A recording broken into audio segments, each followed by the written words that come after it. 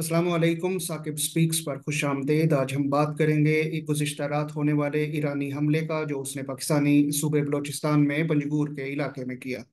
इस विलाग में हम तीन चार बातों का अहाता करने की कोशिश करेंगे। हम ये देखेंगे कि ईरान ने ये हमला कहाँ किया, क्यों किया, किस पर किया, और अब पाकिस्तान को इस बदलती हुई खित्ते की सूरत हाल में इसका कैसे जवाब देना चाहिए। तो सबसे पहले देखते हैं कि ये ईरान ने हमला पाकिस्तान की सरहद से 400 किलोमीटर अंदर पंजगूर के इलाके में किया, और पाकिस्तान की दफ्तर खारजा की रिपोर्ट के मुताबिक इस हमले में 2 बच्चे और शहीद हुए और 3 लोग इसमें जख्मी हुए।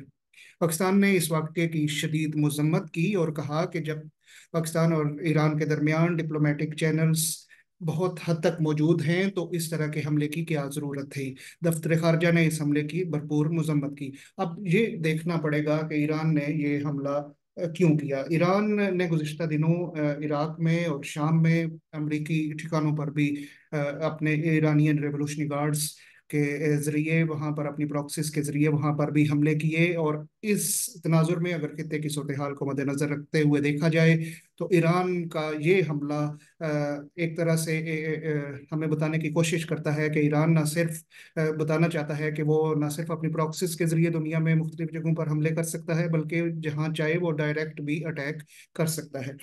दूसरा अगर देखा जाए, तो गुज़िश्ता दिन ही पाकिस्तान के निगरान वज़ीर आज़म अनवारुल हक काकड़ और ईरान के वज़ीर खारजा के दरमियान मुलाकात हुई थी। उस मुलाकात के फौरी बाद इस हमले की नौइयत, इस हमले की शिद्दत या इससे उभरने वाले सवालात की शिद्दत में भी इजाफा हो जाता है कि जब इतने हाई लेवल पर मुलाकातों का सिलसिला जारी था, तो फिर इस हमले करने की क्या ज़रूरत थी। अब हम ये देखेंगे कि ये हमला ईरान ने किन पर किया।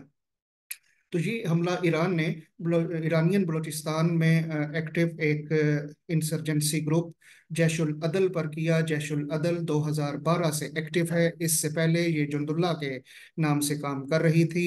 और इससे पहले भी जैश उल अदल ने ईरान के अंदर उनके रेवोल्यूशनरी गार्ड्स को यरगमाल भी बनाया, और वो पाकिस्तान के अंदर से पकड़े भी गए थे, और पाकिस्तान आर्मी ने कुछ को रेस्क्यू भी किया था।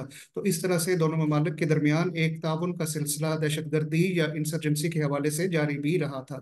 तो ईरान का ये कोई पहला हमला नहीं है। 2012 में भी ईरान इस तरह की एक कार्रवाई पाकिस्तान के अंदर कर चुका है, लेकिन इतना गहराई में, यानी सरहद से 400 किलोमीटर अंदर इस तरह का हमला पहली नौइयत है।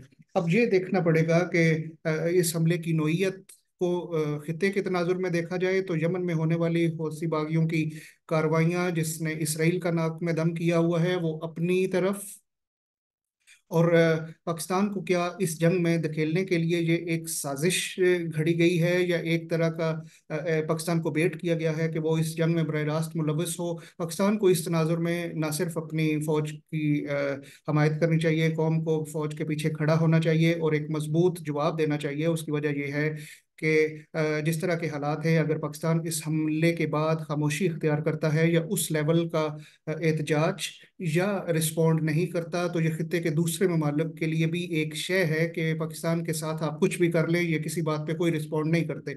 अगरचे पाकिस्तान की मजमूई सियासी, समाजी और फिक्री लिहाज से इस वक्त कमज़ोर पोजीशन में है। यहाँ पर सियासी इंजीनियरिंग का सिलसिला ज़ोरों शोर से जारी है।